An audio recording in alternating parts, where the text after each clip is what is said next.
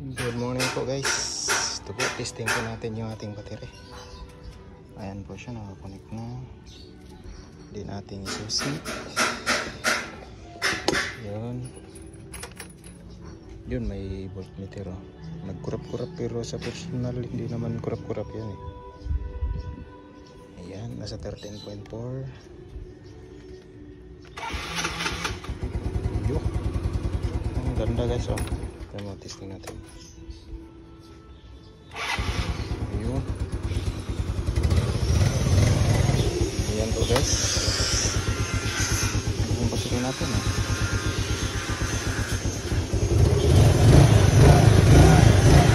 Ayan na guys, nasa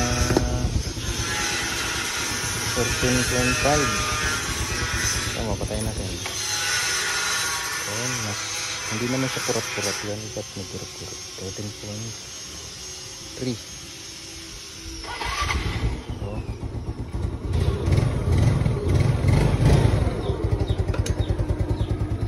guys, ayos ang ating ito sa BMS. So, lamig pa kasi bago pa lang.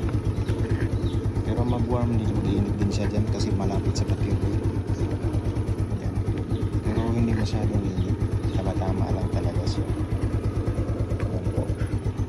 Ating 32650 na battery na lithium iron phosphate. Ayos na ayos po. Ganda po siya. Lagyan ko lang ng cover para di siya mabisa. Ganda po siya. Replacement po. Yan na guys.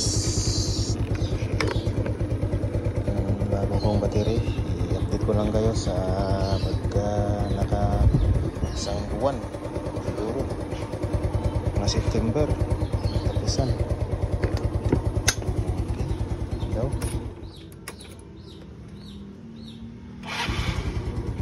Okay, so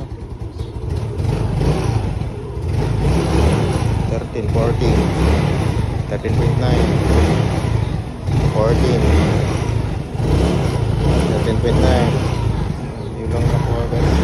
Bakit magkurap-kurap yan? Ayun 13.14. 13.1.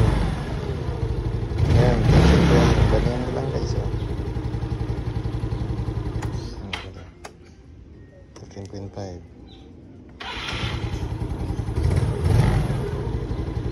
Yes, lang po, salamat. Maraming salamat.